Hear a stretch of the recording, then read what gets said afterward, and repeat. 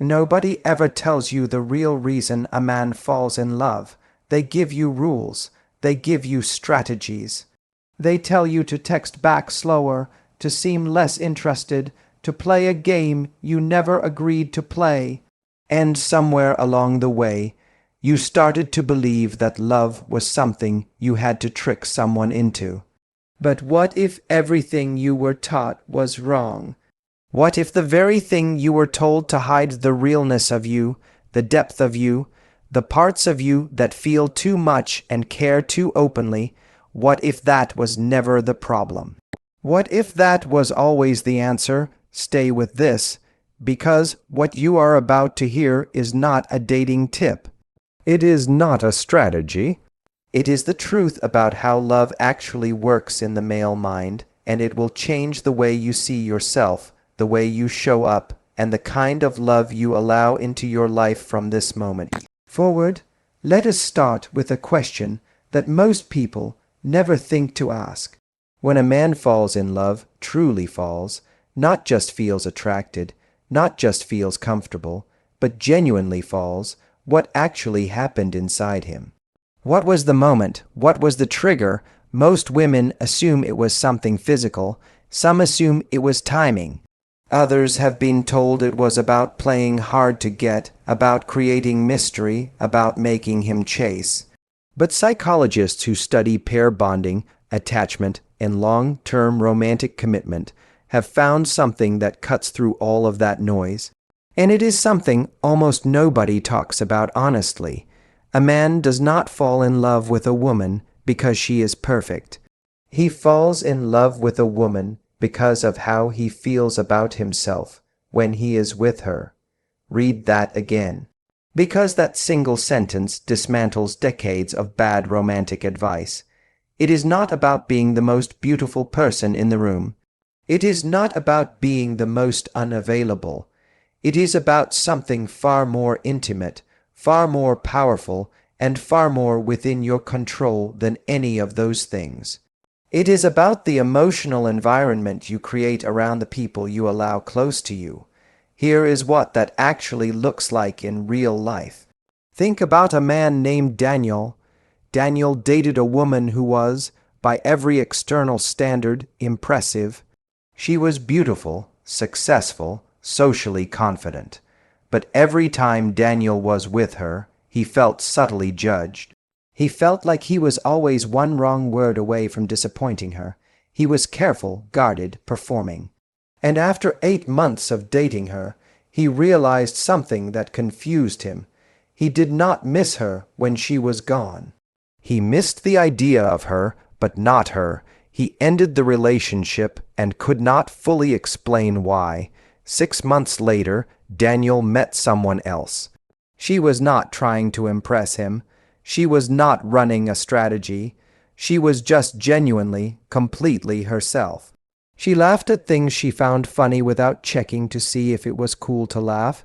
She told him about her fears without dressing them up as strengths. She disagreed with him sometimes, not to create tension, but because she actually had her own perspective. And Daniel noticed something happening inside him that he had never quite felt before. He started thinking about her when she was not there, not because she made herself scarce, because something about her felt like home in a way nothing else did. What Daniel experienced has a name in psychology. It is called emotional safety, and it is the single most underestimated force in romantic love. Emotional safety does not mean there is no tension. It does not mean everything is soft and easy and conflict-free. Emotional safety means that a person can be in your presence without having to manage how you see them. It means they can reveal something true about themselves and trust that it will not be used against them. It means that your energy, the way you hold yourself, the way you respond to people, the way you engage with the world, communicates something to a man's nervous system that his conscious mind might not even be able to articulate. It says, you are okay here, you do not have to perform here, you can be real here. And that feeling For a man who has spent most of his life performing, competing, achieving, protecting, is one of the most disorienting and intoxicating things he can experience. Now here is where it gets even more interesting, because emotional safety alone is not enough. If it were, men would fall in love with everyone who made them feel comfortable. But they do not. There is a second ingredient, and this one is even more counterintuitive than the first. A man falls deeply in love when the woman he is with has a life he genuinely respects, not a life that is designed to impress him, a life that exists independently of him, a life that would continue to be rich and full and meaningful, whether he was in it or not. This sounds almost paradoxical. How can a man fall in love with someone who does not need him? But think about it from a different angle. If someone needs you for everything, for their happiness, their security, their sense of purpose, they are not choosing you. They are depending on you, and dependency over time does not create love. It creates obligation. It creates pressure. It creates a relationship where one person feels responsible for managing the emotional world of the other, and that weight eventually becomes suffocating. But a woman who has her own passions, her own friendships, her own goals, a woman who genuinely enjoys her life with or without a romantic partner, that woman offers a man something entirely different. She offers him a choice, a real choice, she says, with her whole way of living. I want you, but I do not need you to survive. And that distinction, to a man's psyche, is everything, because now his presence in her life feels earned. It feels meaningful. It feels like it actually matters that he showed up. This is what creates the kind of attraction that does not fade with time. Not the performance of being hard to get, but the reality of being someone who is genuinely invested in her own life. Let us go deeper, because there is a third element to this, and it is the one most people miss entirely, even the people who understand the first two. A man falls in love with a woman who makes him want to grow, not because she pressures him, not because she criticizes him, but because being around her makes him more aware of who he could be. Her standards, not her demands, but her actual standards for how she lives, how she treats people, what she will and will not accept, those standards act as a mirror.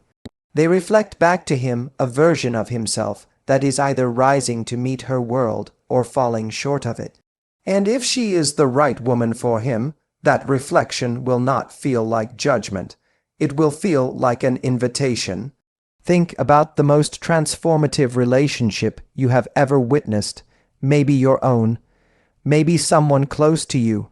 In the best ones, both people became more themselves, not less.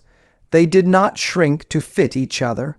They expanded, because something about the presence of the other person created conditions for growth that neither could have created alone. That is not a coincidence. That is the architecture of deep love.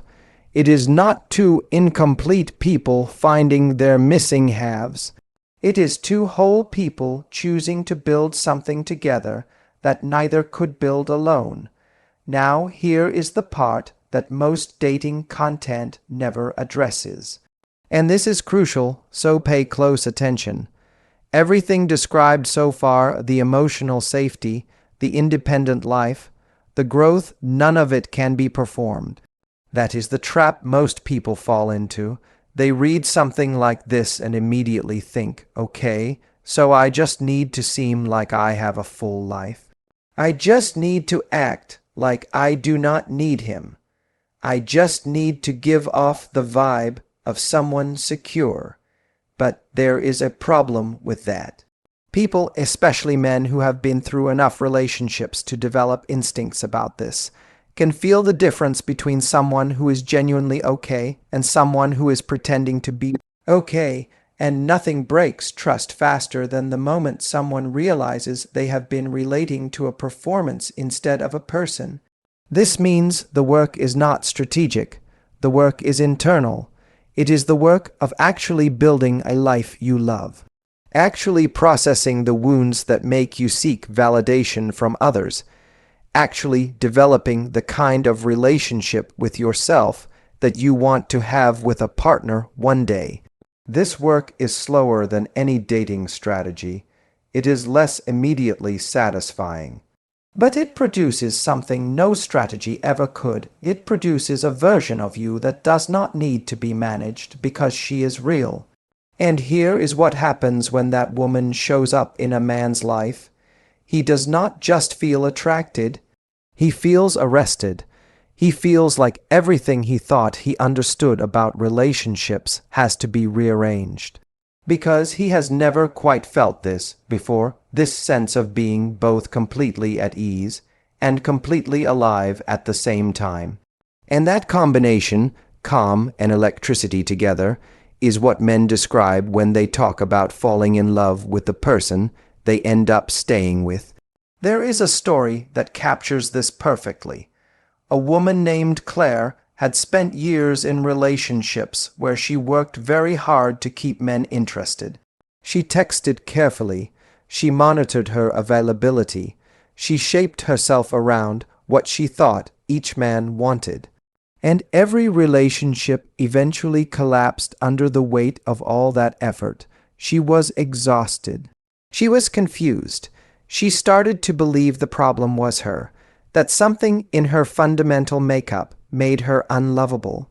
Then she not stopped trying to find love, but stopped trying to engineer it. She spent a year focused entirely on herself, on work she cared about, on friendships she had neglected, on therapy that helped her understand why she had been so afraid of simply being seen. And when she eventually met someone new, she did something radical. She was just herself. She was warm without being anxious. She was interested without being desperate. She had opinions. She had boundaries. She had a full life that she genuinely did not want to abandon for anyone. And the man she met fell in love with her in a way that neither of them entirely understood at first. He told her later, "I have never met someone who made me feel so comfortable and so challenged at the same time. Like I could completely relax around you, but also like I wanted to be better because of you. That is it. That is the whole formula, not a trick, not a tactic. A person who is so thoroughly, unapologetically, peacefully themselves that being around them becomes one of the best feelings another person has ever had. Here is what this means for you, practically, today. It means that the most powerful thing you can do for your love life is not to change how you behave around men. It is to change your relationship with yourself, to genuinely decide, that your life has value independent of whether anyone is witnessing it, to invest in your own joy, your own growth, your own presence, not as a strategy to attract someone, but because you are worth that investment regardless. Because the version of you that has done that work, the version of you that knows her own worth not as a concept, but as a lived reality, that version of you walks into a room differently. She speaks differently. She responds to things differently. She does not grasp. She does not perform. She does not shrink, and men feel that. They feel it in a way they cannot always explain, but they feel it completely. And the right man, not every man, but the right one, will not just feel attracted to that. He will feel like he has finally found something real in a world full of surfaces. He will want to stay, not because he has to, because everything in him wants to. Love is not something that happens to you when you find the right strategy. Love is something that finds you when you become the truest version of yourself, when you stop trying to be what you think someone else wants and start being what you actually are. That is the thing that no algorithm, no dating rule, no carefully crafted persona can replicate. Your realness, your depth, your willingness to show up as yourself in a world that keeps rewarding performance. Do not perform. Do not shrink. Do not wait for someone else's attention to tell you that you are worth paying attention to. Build a life so full, so genuinely yours, so rooted in who you actually are that when love arrives, it is not rescuing you from emptiness. It is joining you in abundance. That is when a man falls, not because you played the game better than anyone else, but because you refused to play at all. This is the honest mind. Think deeper. Live better.